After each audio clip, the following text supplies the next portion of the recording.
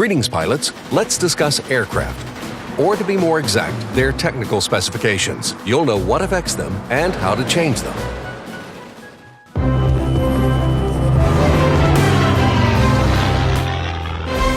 In your hangar, you will see main specifications for each aircraft: durability, firepower, speed, maneuverability, and altitude performance. These statistics become clear with numbers. The more, the better. But what do the horizontal marks below the numbers mean?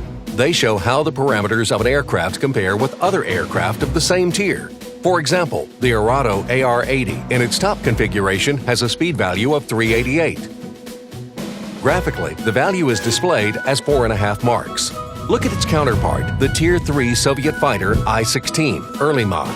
The speed value of the I-16 in its top configuration is 352. Its speed value is lower than that of the AR-80, so it only has 4 marks. Now, let's take a look at the speed of the IL-40P, a Soviet Tier 10 attack aircraft. It has a speed of 767 kilometers per hour. It greatly outmatches both the I-16 and the AR-80. However, it only has 2 horizontal marks because other aircraft of its tier are much faster. So keep in mind that a number value in the parameters is an absolute value. Thus, you can compare specifications between every aircraft. Using graphical values, however, you can only compare aircraft of the same tier. Keep in mind, durability, firepower, speed, and maneuverability values are complex. They are formed with more narrow parameters. To view them, expand them. All these characteristics are taken into account in flight modeling and affect the combat capabilities of an aircraft. However, it may be difficult to understand for beginner pilots. But the more you learn about each aircraft, the more important this information will be.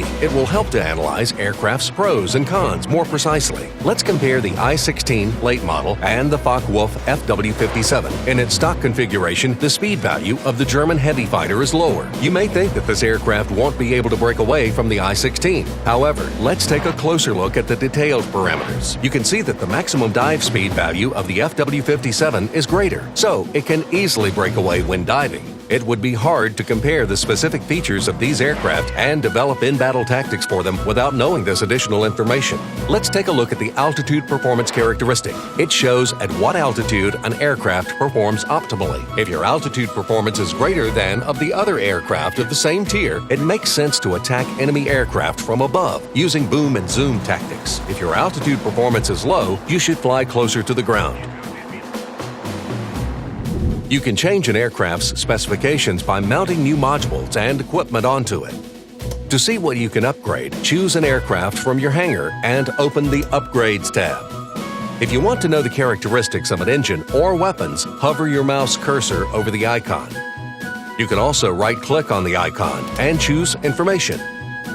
If you left-click on a module icon, you will see that the length of horizontal marks will change, and numbers will appear next to the numerical values of the aircraft's main specifications. They show how specifications will change after you mount this module. Green numbers mean specifications will improve, while red numbers mean they will decline. Mounted modules are marked with yellow check. You can research new modules by spending experience you earn in battles on a particular aircraft. As soon as you have earned enough experience, click on the module and then click Research. To mount a newly researched module, you will need to purchase it first. If you have enough credits, left-click on the module and then click Purchase and Mount. The old module will be moved to the depot and the new one will be mounted. Sometimes you need to research a new airframe first in order to mount a new engine or autocannon. Arrows in the scheme will show the sequence of researching modules. Before you sell an aircraft, make sure you are not going to use any modules mounted on it in the future. If you are, replace them so you do not have to purchase them again.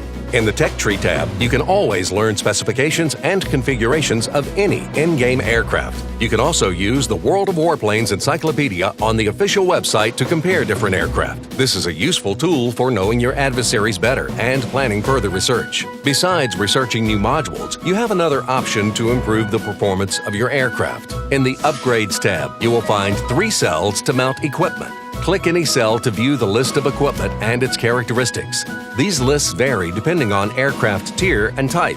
The cost of equipment is displayed in each cell, as well as its name and description. If you don't have enough credits, the cost will be highlighted in red. Otherwise, you can purchase equipment. Confirm mounting equipment by clicking Mount. Mounted equipment can change the performance characteristics of an aircraft. However, these changes aren't included in the description of the aircraft shown in your hangar. You can dismount equipment and then mount it onto another aircraft if both aircraft are compatible. Dismounting equipment may cost a little, or nothing at all. For example, if you dismount gun sights.